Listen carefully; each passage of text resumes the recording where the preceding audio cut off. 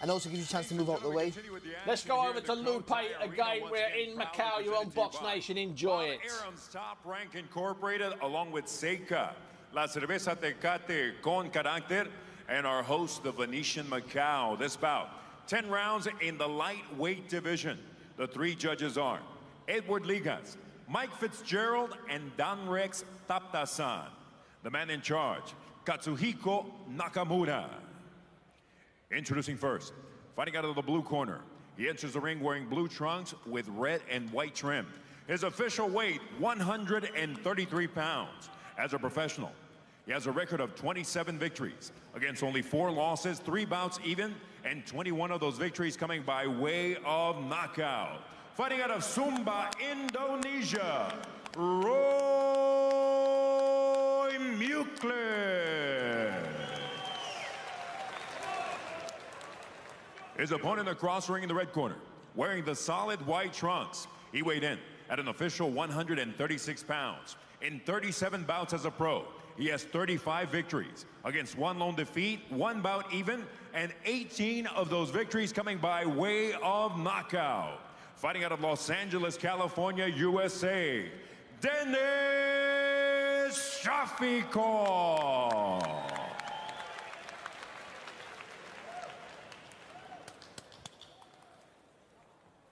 So Katsu Nakamura calls him in. 10-point must scoring system. No standing 8 count. There's no 3 knockdown rule. If I must get up following a low blow or he may be counted out. He cannot be saved by the bell in any round. Only the referee can stop the fight. Accidental fouls. We go to the scorecard. This is scheduled for 10 for Shafikov. I asked him about the emotion of not fighting for a world title. He said, I got to win every fight that I fight. He said, of course I'm disappointed. I wanted to fight for a world championship, become a world champion. But Mukhlis is all I'm thinking about right now. What goes down the line, we'll see what happens with Bob Arum and Top Rank and the matchmakers, and see if they can get this done. So here we go. Decked out in the blue and red is Roy Mukhlis. He's from Indonesia. I told you the tough story of all his brothers dying of malnutrition. So this guy fights to live. Shafikov had a tough upbringing, went to the gym for the first time when he was 7 years old, didn't like boxing. So Shafikov in the white, he's the southpaw, and he's very quick with that left hand too. Not jabbing his way in. Abel Sanchez, his trainer who handles Triple G, Gennady Golovkin, told me that the big thing for Shafikov is trying to get him more selective. Don't let him fight so wild. Let the southpaw be a lot more selective. Mukhlis, you can see, is a pretty good fighter himself. Got fairly quick hands too. 2007 winner of the PBA, that's the Pacific Boxing Association super featherweight title, 130 pounds. Won a 12-round unanimous decision. He has 21 knockouts and 27 victories, so he's got some pop. And the 35 victories for Shafikov, he's got 19 knockouts. So in reality, maybe Mukhlis has more pop than Shafikov, but we'll see how that comes down as this fight unfolds. Solid body shot by Shafikov. And those are the kind of shots that, as hard as he works in the gym with Gennady Golovkin and the whole crew that works out up there in Big Bear, California. Big push there, and Nakamura, the ref, says, hang on. Mukhlis again in the blue trunks with his back to you, facing you, Shafikov in the white. Round 1 action. Shafikov looks more like a Mexican than he does a Russian, and he fights like one too. Yeah, look at that. When I saw him the other day downstairs, he was having dinner with his trainer, Abel Sanchez, and I looked across and I says, what's Brandon Rios doing here? And then I moved up and I realized it wasn't Brandon, it was Shafikov.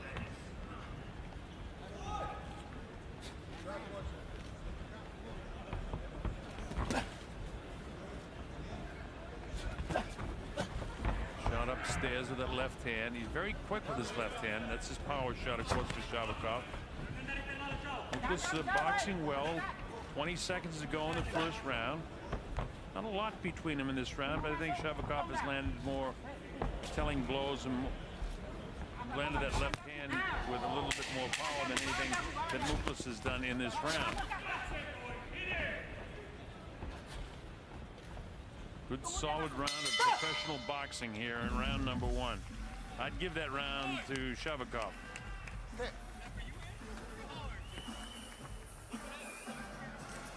Provoking and you're throwing one, I want you to make sure that you don't pull him back with it. Sanchez talking to Shafikov. Don't stand up on me. Okay. Понял, не становись. Вперед пошел, там оставайся, назад не оттягивайся. Cross away, Mr. Sobagaji.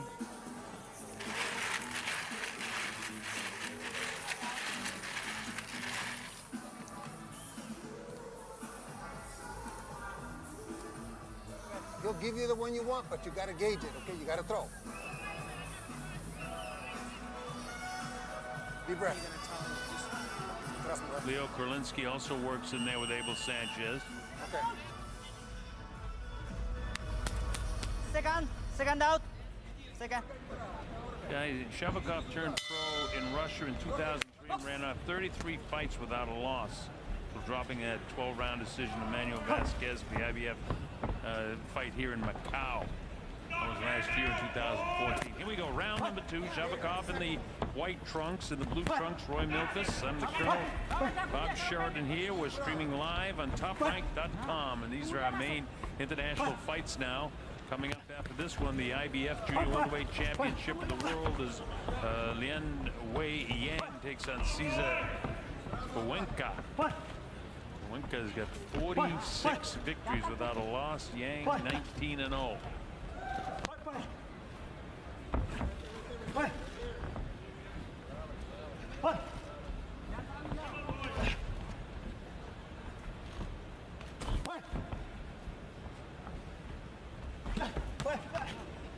Mukhlis grunts with his shots.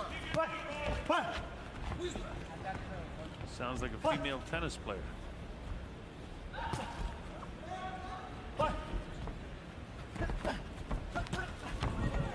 Nice combination there by Shafikov. Not too heavy, but nice.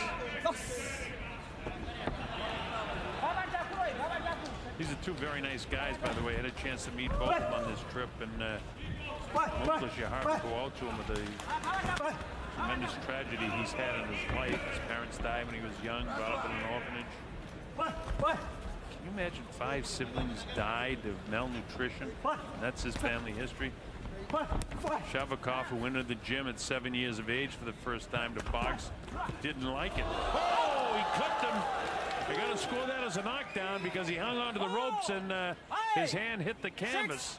So there's a knockdown, and that makes a big difference for Shafikov in his second round. He was more or less off balance. He had to hang on to the ropes, but that helps out in the score sheets for Shafikov. Downstairs, catches him upstairs again, and now the legs start to go on Mukhlis. Shafikov really sitting down on his punches, even though he's giving up, you know, the 4 inches in height to this guy and several inches in reach, 5 inches to be exactly, and he's able to get in there underneath those long arms and fight on the inside and sit down on his punches with a lot of power. Mukhlis looks almost a little bit gassed right now. His legs aren't totally there. Tries to bounce up and down to get him back, and Shafikov has the idea that he might have this guy hurt and wants to go after him. The southpaw right on top of him, landing some real good power shots right now here. We're only in round number 2. And while the knockdown wasn't big, he landed a lot of serious blows to get him off balance to make him have to hang on to those ropes. Bell ends round 2. Very good round, a 10-8 round for Shafikov. Even though it wasn't a big knockdown, it still cost him 2 points.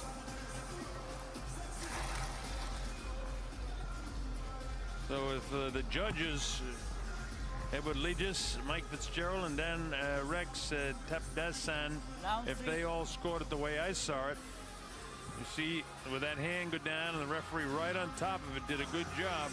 Watch him, boom, he grabs the ropes, but the hand touches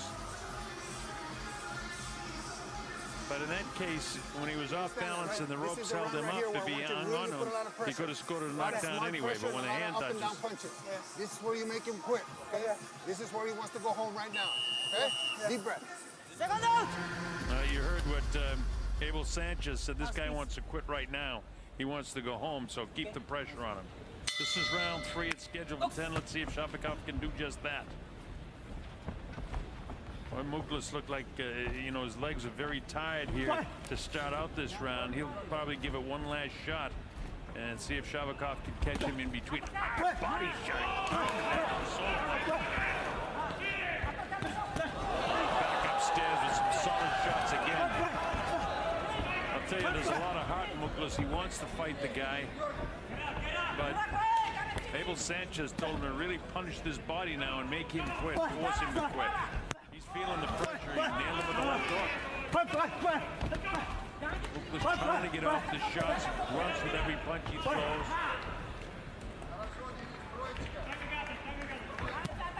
Nice job cutting off the ring. There's some big ring, 24-foot square ring, and a lot of room to move around.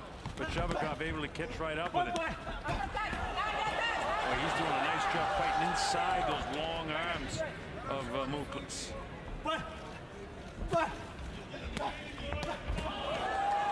Good shots upstairs again. Does he want to quit? I think he's saying no.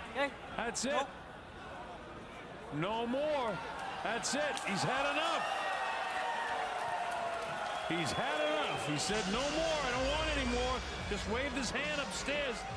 Kind of anticlimactic for Denis Shafikov, but he did just what his cornerman, trainer, and manager Abel Sanchez told him to do. He forced him to quit. He knew he couldn't fight anymore. Shafikov just too strong for Roy Mukhlis. Third round technical knockout victory.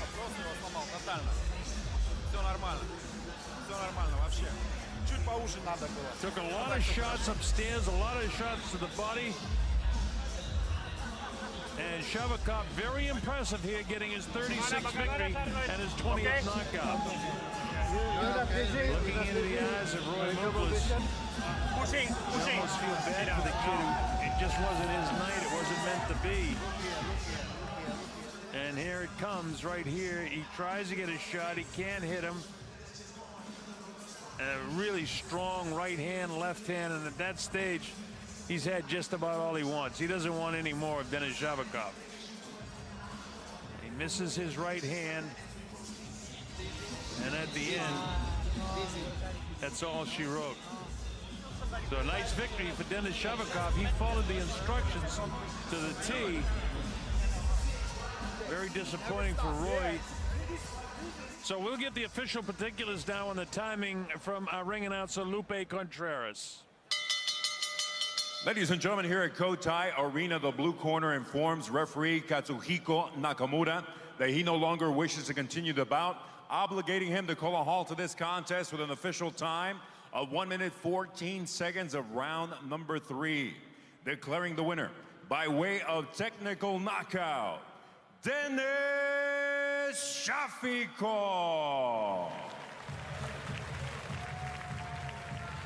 Yes, Denis Shafikov looking slightly embarrassed there at Roy Mukhlis' decision to call it a day. Sometimes that's the only thing available, really, because he was just going to take a hide. And I know he shouldn't quit. I know he's a boxer. I know all of those things. But Shafikov